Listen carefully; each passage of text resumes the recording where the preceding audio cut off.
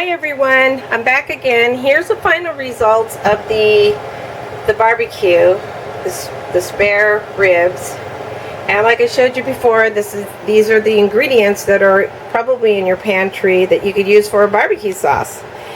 And after I had these in the pan, I noticed it was quite a little bit too salty, so I poured water over it, which is good. And what I'm going to do is I'm going to savor the juices of this and pour it in here and begin a barbecue sauce. And you can make a barbecue sauce without this, but I figure why not? So I'm going to add some tomato sauce to it. I'd say that's what, 3/4 of a cup. And a little bit of mustard. You could use the dry mustard. I like using the prepared mustard to keep it consistent with the other ingredients. And I found some of that HP, which has some acidity in it, and it also has some dates, which gives it that little bit of tamarind type of flavor. So I'm going to put that in there. The Worcestershire. I said Worcestershire before, but it's Worcestershire. Someone corrected me. So I don't know. Oh, that's molasses. Sorry, that's molasses. That's the molasses. And then here's the Worcestershire sauce. And I'm going to put a little bit of red wine vinegar in there. You could also put lemon, which is good for an acidity flavor, but I'm not going to use it this time. Everything's going to be out of the pantry. And then I found a little bit of smoke, since you're going to make an oven. Let's just put a little bit, just probably about a teaspoon, because it's very strong. It's pretty potent. And then my favorite is honey. Yeah, I like my barbecue sauce to have a lot of sweetness. And whatever you can find. One time I found like a chipotle marinade, and I put that in. The molasses makes it also very rich. And then you want to put some, I got a combination of granulated garlic and onion. I like that onion flavor. You can also put fresh, but I like to put the granulated. And then, of course, I almost forgot the pepper. We'll put a little bit of pepper in here. Just a little bit.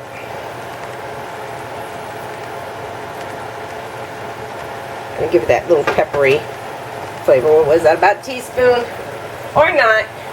It's up to you. Just kind of give it a swirl. We'll switch hands here. Someone suggested I use a tripod. Yeah, that's a good idea. This is a nice little close-up. And then I can kind of maneuver. If someone that I knew had a well, if someone would videotape this without trying to hog my videos, then I would certainly ask them to do it for me. And that looks like a nice barbecue sauce that's happening there. But we want those little granules to divide. I'm going to taste it. Oh yeah. Yum. That's pretty darn strong too. So what you could do is just a little whisk. Just kind of give it a whisk. And there's a lot of flavors in my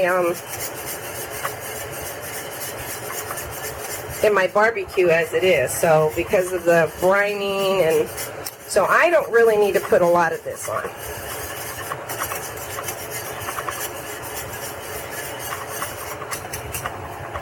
So if you have a brush, you could use your brush. I have a brush here, a pastry brush.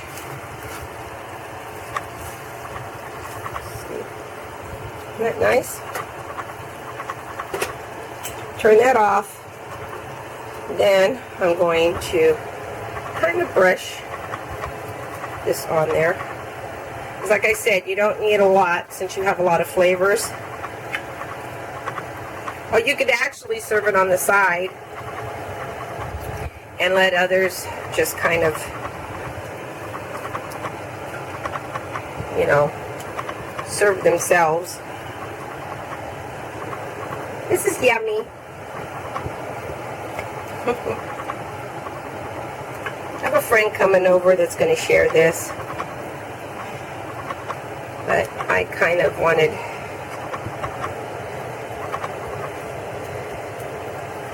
we have some wonderful cooks in our family, and someone was a little shocked that I actually made homemade barbecue sauce. I think it's kind of funny because, I mean, it's so easy to make. I have to try this again. Oh yeah, that's good. I didn't add any salt because I already used salt. This has a lot of flavors happening, and with the barbecue itself and the barbecue marinated full of flavor spare ribs itself with the barbecue sauce, I think it's going to make a wonderful, wonderful dish.